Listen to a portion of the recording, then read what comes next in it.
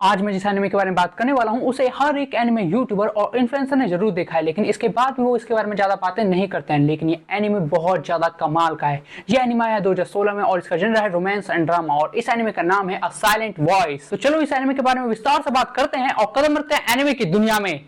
सबसे पहले इस एनिमे की स्टोरी के बारे में बात कर लेते हैं। इस एनिमे की स्टोरी बेस्ड है एक बॉय के ऊपर और एक गर्ल के ऊपर। तो सबसे पहले आता है हमारा मेन कैरेक्टर बॉय जिसका नाम है शोया, और वहीं हमारे दूसरी तरफ फीमेल मेन कैरेक्टर जिसका नाम है शोको। इस एनिमे की शुरुआत होती है इन लोगों के चाइल्डहुड से, जहाँ पे शोको पहली बार शोया के स्कूल में आती है और वो बोल और सुन नहीं सकती। मतलब वो एक ऐसी लड़की है जो बोल भी नहीं सकती और सुन भी नहीं सकती।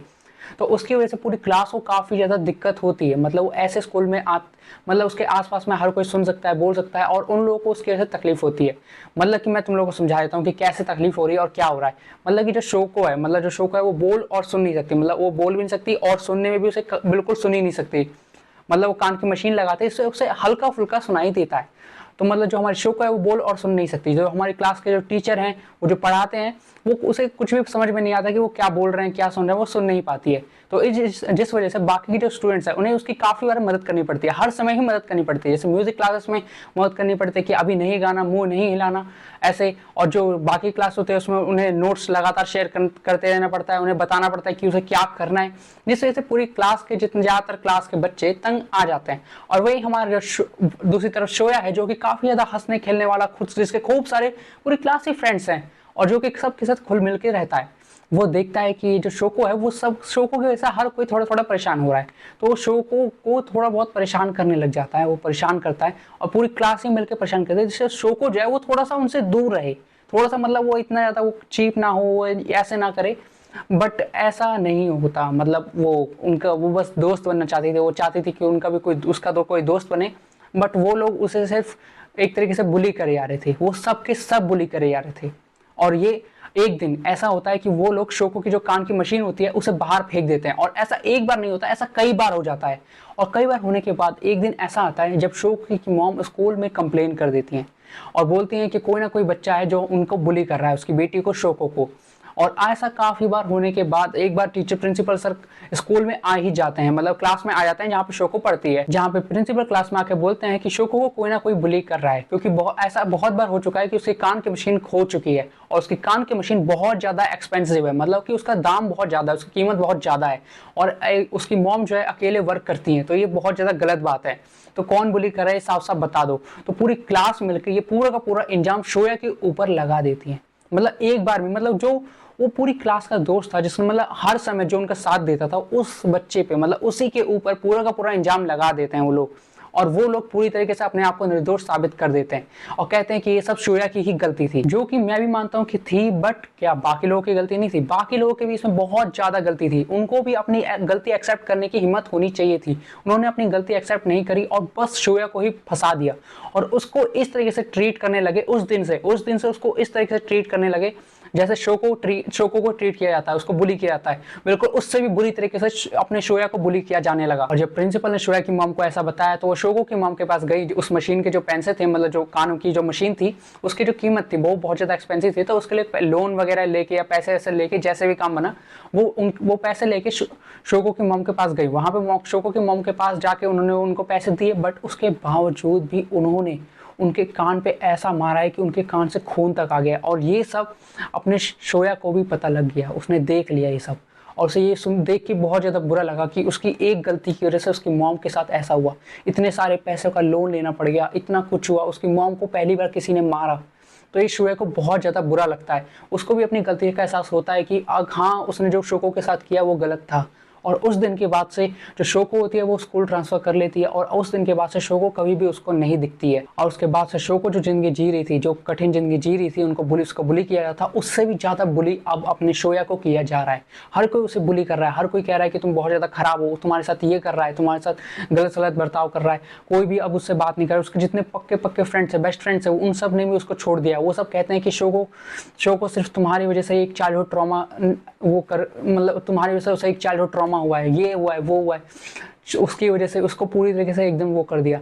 तो इससे पहले कि शोया को ही समाज निकाल देता, उसने खुद समाज से खुद को अलग कर लिया। मतलब कि जो बाकी लोग उसे एक्सेप्ट करना बंद कर देते, इससे पहले ही उसने लोगों से घुलना मिलना बंद कर दिया और अकेले रहने लगा, बिल्कुल ही अकेले, कि बाकी लोग इससे पहले कि मेरे से दूर हो जाए मैं ही उनसे दूर हो जाता हूँ। और उसके बाद हमें एक टाइम स्किप दिखाया जाता है, यहाँ पे शोया और बाकी के लोग बड़े हो चुके होते हैं और शोया जो होता है वो सुसाइड करने वाला होता है। लेकिन शोया जो होता है वो सुसाइड करता नहीं है, वो वहाँ से चला जाता है, पता नहीं उसके दिमाग में क्या आता है, पर वो सुसाइड करने वाला होता है। और वो ऐसा काफ़ी पहले भी ट्राई कर चुका है काफ़ी बार, तो ऐसा वो काफ़ी बार कर चुका है।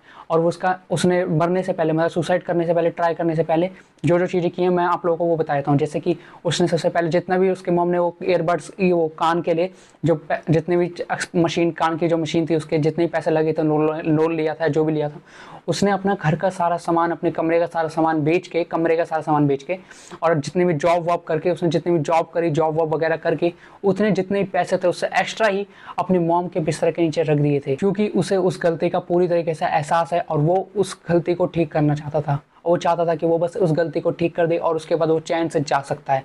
बट वो वहाँ से उस ब्रिज से सुसाइड करने के बजाय वापस घर चला जाता है और वो काफ़ी ज़्यादा अच्छा दिन होता है उसके लिए। ऐसा मैं क्यों बोल रहा हूँ मैं आगे आपको बताता हूँ। उसके बाद शोया जब घर पहुँचता है तो वहाँ पे उस खाना खाते समय, मतलब डाइनिंग टेबल पे उसकी मॉम उससे बोलते हैं कि उनको काफ़ी अच्छा लगा कि उसने जितने सारे पैसे अपनी छुट्टियों में काम करके वगैरह वगैरह करके कमाए, काफ़ी ज़्यादा अच्छा लगा।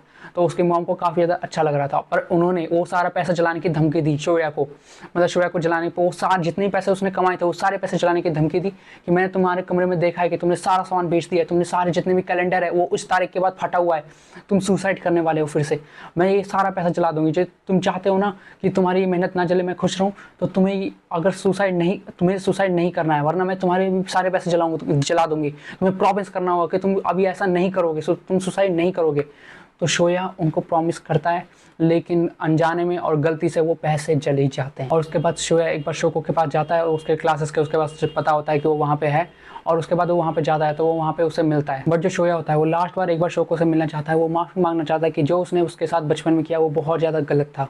तो वो एक बार जाके उससे मिलता है और वो उस जगह पे उसे मिल भी जाती है जो उसकी बचपन की डायरी होती है, मतलब जो जहाँ पे वो लिख लिख के बातें करती थी, मतलब वो बोल नहीं सकती है ना शोको, तो वो जिसमें लिख लिख के बातें करती थी वो उसी के पास थी। तो वो वापस करने के लिए जाता है और कहता है, उससे माफ़ी भी सोचता है, माफ़ी मांग लूँगा। बट जब वहाँ पे उसको शोको मिलती है तो वो उसे देख के काफ़ी ज़्यादा डर जाती है और उसे काफ़ी ज़्यादा अजीब लगता है। बट फिर भी वो उससे जाके मिलता है और वो एक बार देता है, बातें करता है और वो उससे कहता है, और वो साइन लैंग्वेज सीख चुका होता है। वो चाहता था कि वो एक बार शोको से अच्छे से बात कर पाए, इसलिए उसने साइन लैंग्वेज भी काफ़ी ज़्यादा अच्छे से सीख ली है। शोया सोचता है कि उसने शोको के साथ बचपन में काफ़ी ज़्यादा गलत किया है और वो सोचता है कि अब वो उसकी मदद करना चाहता है और उस गलती को माफ़ी पाना चाहता है।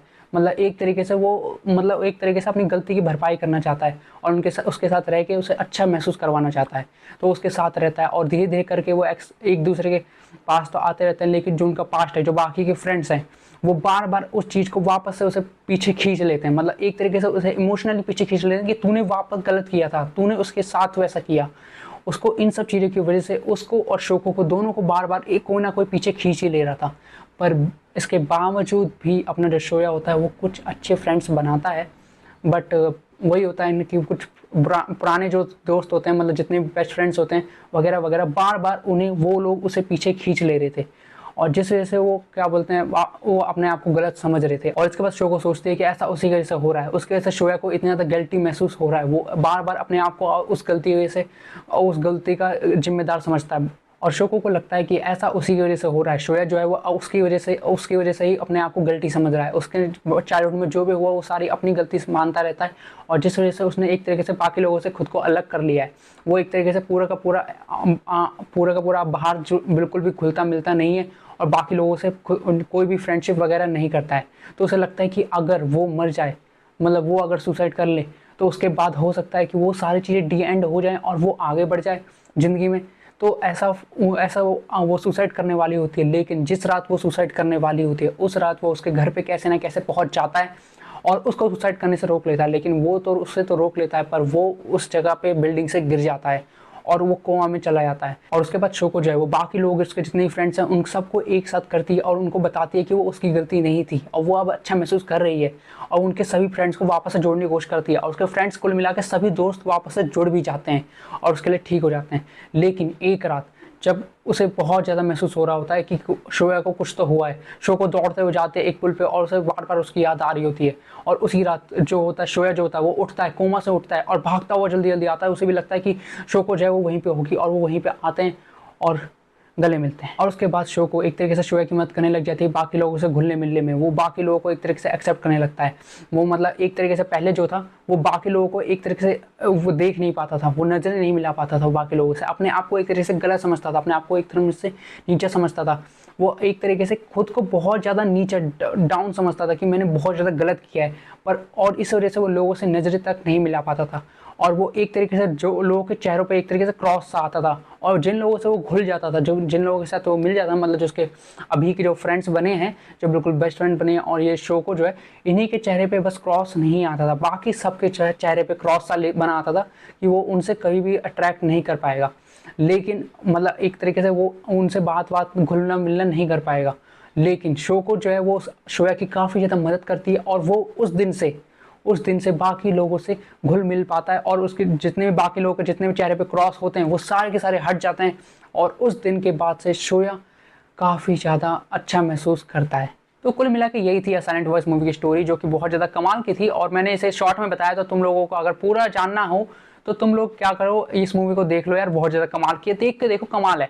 और अगर तुम लोगों ने देखी है तो तुम लोग मेरी बात से एग्री करते हो या फिर मैंने कुछ गलत बता दिया हो तो यार मुझे माफ़ कर देना, मेरी गलती कमेंट में लिख देना, मैं अगली बार इंप्रूव कर दूंगा, तो कोई दिक्कत की बात नहीं है। चलो अब बात करते हैं साइलेंट वॉइस मूवी की रेटिंग एंड एनिमेशन के बारे में। तो साइलेंट वॉइस मूवी जिसकी स्टोरी बहुत ज़्यादा कमाल की है, मुझे तो नहीं लगता वैसे ये रोमांस जनरा का एनिमे है, पता नहीं, मेरे को तो नहीं लगता, बट फिर भी ये मतलब बाकी चीज़ों के मुकाबले बाकी चीज़ों को ज़्यादा डीपली, अगर तुम एनिमे को देखोगे तो डीपली ज़्यादा उनको एक्सप्लेन करेगा कि तुम एक तरीके से रिलेट कर पाओगे। अगर तुम इंट्रोवर्ट हो या फिर तुम्हारे साथ कभी चाइल्डहुड ट्रॉमा हुआ है या फिर तुम कभी डिप्रेशन में गए हो तो तुम इस एनिमे से काफ़ी ज़्यादा रिलेट कर पाओगे। ये एनिमे इसलिए काफ़ी ज़्यादा अच्छा है। और इसकी रेटिंग अगर मैं देखूँ तो रेटिंग भी इसकी ठीक है, मतलब मुझे उतनी अच्छी नहीं लगी, थोड़ी सी ज़्यादा होनी चाहिए थी यार, मेरे को पर्सनली ऐसा लगता है इसकी रेटिंग थोड़ी सी ज़्यादा होनी चाहिए थी। इसकी रेटिंग IMDb पे 8.1 की है, जो कि मुझे थोड़ी सी कम लगती है, मुझे पता नहीं क्यों, मुझे लगता है कि कम से कम 8.5 तो देते यार, बट फिर भी चलो कोई बात नहीं, रेटिंग भी इसकी ठीक ही है, क्या कर सकते हैं, जो है ठीक है।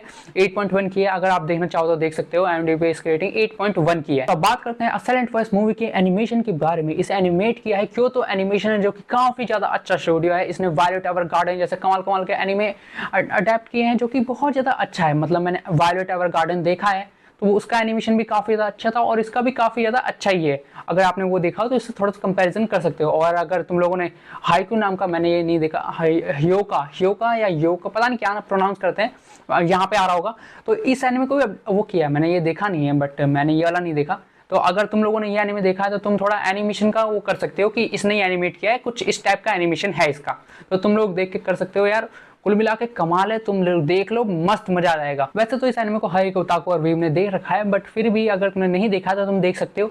और मैंने भी इस एनिमे को वैसे बता दूं काफ़ी साल पहले देखा था। मैंने इसका जापानीज डब देखा है, इंग्लिश डब देखा है और हिंदी डब देखा था, फैन डब देखा था, शुरुआत में देखा था काफ़ी साल पहले, मतलब 4-5 साल इतना हो गया मुझे टाइम लगभग इस मूवी को देखे हुए। मैंने शुरुआत में लगभग देखा था और काफ़ी ज़्यादा अच्छी थी। इसका फैन हिंदी डब भी काफ़ी ज़्यादा सही था। और अगर तुम कहीं ढूंढ लो यार, ढूंढ सको तो ढूंढ लो अगर तुम्हें देखने का मन हो तो।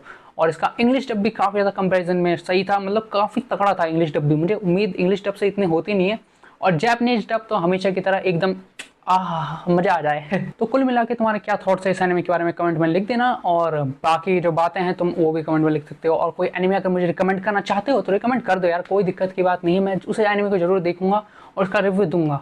और अगर तुम कुछ और बताना चाहते हो तो बता दो, मेरे को क्या है यार, बताना जरूरी है तो कमेंट करना जरूरी है, तुम कमेंट करके जाओ, चाहे कुछ भी करो, कमेंट करो, मेरे को कमेंट कर देखने में पढ़ने में बड़ा मजा आता है। और इसके बाद लाइक करना बिल्कुल मत भूलना, अगर तुमने यहाँ तक वीडियो देखा तो लाइक करना बिल्कुल भी मत भूलना, और सब्सक्राइब करके बेल आइकन दबा दो, क्योंकि और भी ऐसे कमाल की वीडियोस में लाने वाला हूँ। तो लाइक सब्सक्राइब करके बेल आइकन दबाना बिल्कुल भी मत भूलना। मैं मिलता हूँ तुमसे किसी और वीडियो में, तब तक के लिए सयोनारा।